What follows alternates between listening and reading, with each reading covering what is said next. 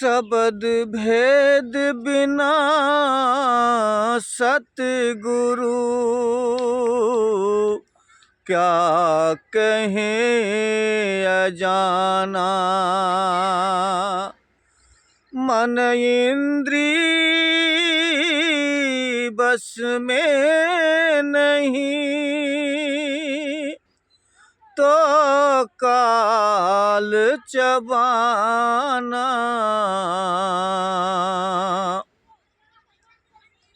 यह हजूर स्वामी जी महाराज की वाणी है। आप जी समझाते हैं, वाणी का भाव कहते हैं कि शब्द भेद बिन सतगुरु क्या कहें अजाना।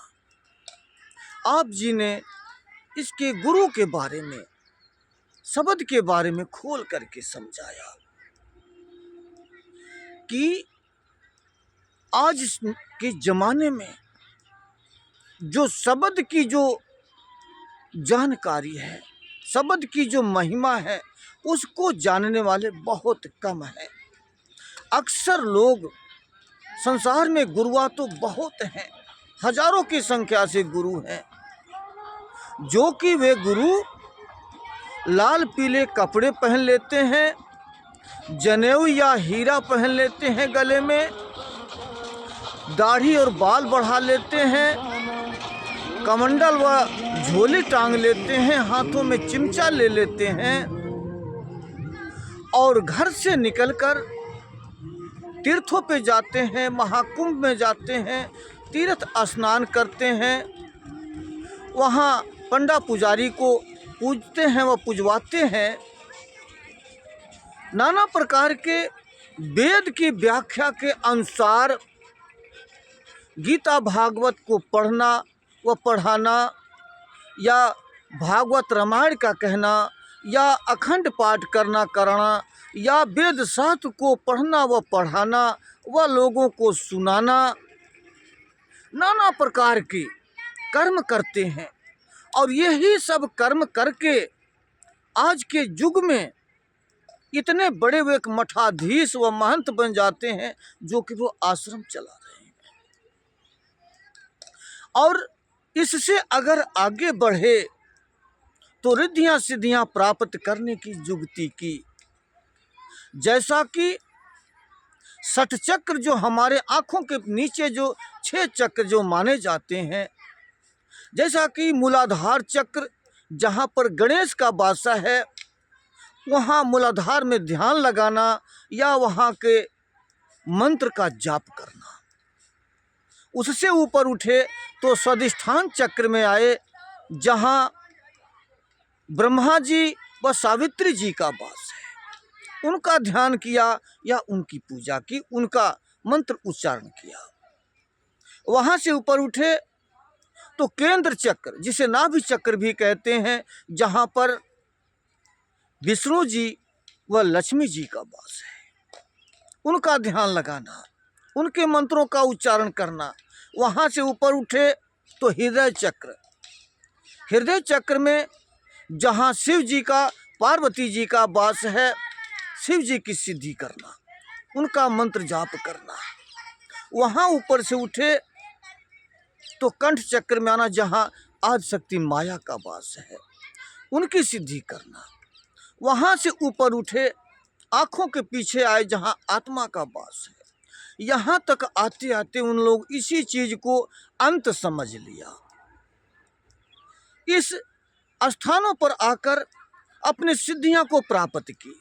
सिद्धियां प्राप्त करके किसी ने शिव जी की सिद्धि प्राप्त कर ली, किसी जी ने बाला की प्राप्त की, किसी ने गणेश की प्राप्ति की, किसी ने विष्णु जी की प्राप्ति की। और ये एक बहुत बड़ा चमत्कार दिखाने के काबिल बन गए, पर्चियाँ काटने लगे। जैसे आज बागेश्वर धाम में अनिरुद्धाचार्य जी पर्चियाँ निकालते हैं, वो क्या है, एक सिद्धि है जो कि पर्ची निकाल रहे हैं। चमत्कार दिखाकर बहुत बड़े संत बनने का प्रयास करते हैं, मठाधीश बनने का प्रयास करते हैं, जबकि ये सारे कार्य सिद्धियों को प्राप्त करना, चमत्कारी दिखाना संत मत से अलग है। ये संत मत से में नहीं आता, ये भक्ति में नहीं आता। संत मत कहाँ से स्टार्ट होता है कि जहाँ से ये जोगी जति सन्यासी उदासी जहाँ पर ये सीमा अपना समाप्त कर लेते हैं, वहाँ से संत मत स्टार्ट होता है। जो संत मत जो जानकार हैं, जो शब्द के जो जानकार हैं, वहाँ यहाँ से आँखों के पीछे से उनकी शुरुआत होती है संत मत, और ऊपर के 6 चक्रों में सतलोक तक वो रूहानी सफ़र करते हैं। जो शब्द की महिमा जानते हैं, जो शब्द की जिसके पास दात है।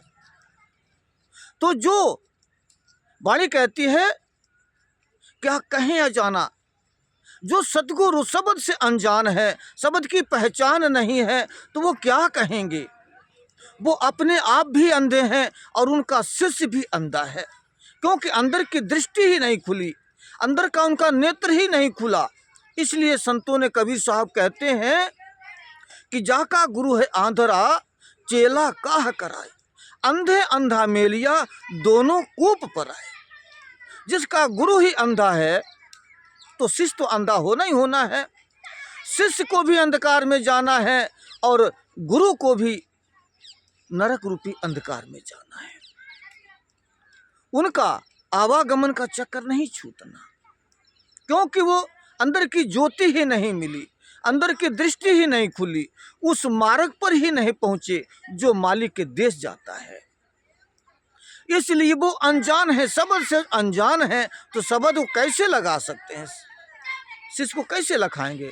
और जब तक शब्द का जानकारी नहीं होगी, शब्द की कमाई नहीं होगी, अपनी सूरत को हम जब तक शब्द में नहीं जोड़ेंगे, जब तक मन काबू में आ ही नहीं सकता, इंद्रिय हमारी बस में हो ही नहीं सकती।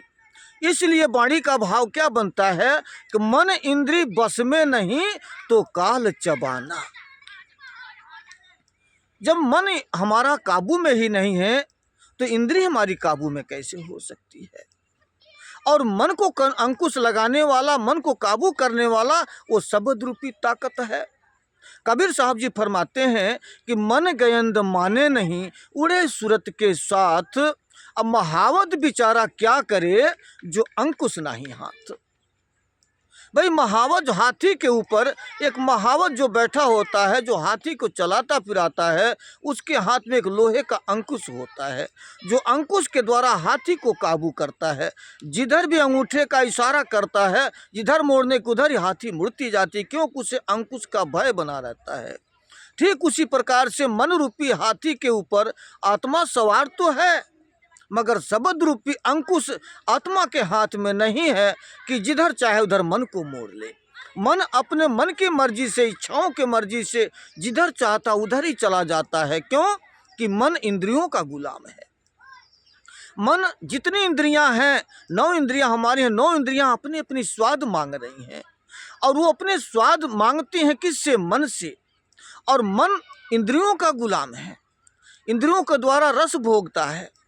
वो उस भोग को भोगने के लिए मन जो है उचाट होता रहता है, हर इंद्रियों से रस को लेता है, और इंद्रियों को रस को भोगने के लिए, उनके स्वाद को पूरा करने के लिए मन उनके गुलाम होकर हर इंद्रियों का भोग उसे भोगवाता है। इसी तरह से सारा जीवन हमारा बीत जाता है। हम मन माया में इस तरह के आकर के फंस गए हैं, ऐसा वेदों के व्याख्या में फंस गए हैं कि हम संसार के, जो संसार झूठा है, जो साथ नहीं जाना ये भी विनाश हो जाना है, इसी विनाश वस्तु को हम अपना मान करके इसे सत्य मान बैठे हैं, इसी को ही हम अपना बनाने में लगे हैं। संसार की नौकरी चाकरी, ऊंची ऊंची पदवियां, धन दौलत मान बड़ाई में ही फंस करके हम सारा जीवन गंवा देते हैं। और यही सारी मन चाहता, यही इंद्रियां हमारी चाहती हैं, सुख भोगना चाहती हैं। झूठे संसार में, झूठे दौलत में, झूठे मान मर्यादा में फंसकर हम सच का इसमें सुख भोगना चाहते हैं। जो चीज़ झूठी है, सत्य है ही नहीं, उसमें सच का सुख कहाँ से मिल सकता है। इसलिए मन इंद्री बस में नहीं तो काल चबाना। मन इंद्रियां हमारी बस में नहीं हैं, इंद्रियां ही बेतहाशा माया के पीछे दौड़ रही हैं। सत्य की कभी खोज ही नहीं की, सत्य को हम पाना ही नहीं चाहते, पूरे सद्गुरु के शरण में ही नहीं गए तो हमें सत्य कैसे मिलेगा। इसलिए मन इंद्री के न काबू रहने के नाते से हम काल के गाल में हमें समाना ही पड़ता है। कबीर साहब जी कहते हैं कि काल खड़ा सिर ऊपरे तो चैत बिराने मित, जाका घर है गैल में सो कस सोवे निश्चिंत। कबीर साहब जी समझाते हैं कि ऐ आत्मा, तेरे शरीर के सिर के ऊपर काल बैठा एक एक दिन, एक एक पहर, एक एक घड़ी, एक एक पल का इंतजार देख रहा है कि कब इसकी आयु पूरी हो जाए कि मैं इसे अपना ग्रास बना लूँ। मगर हमें चेत नहीं है, क्योंकि वो काल का डंका सारे संसार के कोने कोने में डंका बज रहा है। जिस जीव का आदि हुआ, जिसका जन्म हुआ है, उसका मरण निश्चित है, जिसकी आदि है उसका अंत होना निश्चित है। काल से कोई बच ही नहीं सकता। अगर कोई बचा तो शब्द भेदी सद्गुरु मिल जाए, ताकि सद्गुरु वो शब्द का भेद दे दे, शब्द की कमाई करे, वही जीव काल के दायरे से बचकर गुरु अपने देश लेकर के जाता है। इसलिए हमें काल के गाल में समाना ही पड़ेगा, क्योंकि हमारी मन और इंद्रियां हमारे काबू में नहीं है। अब जीव का छुटकारा कैसे होगा, बचाव कैसे होगा, जो हजूर स्वामी जी महाराज इस शब्द के आखिरी पद में खोल करके समझाएंगे, जो कि हम अगले वीडियो में इसका खुलासा करेंगे। जब तक के लिए मुझे आप इजाज़त दीजिए।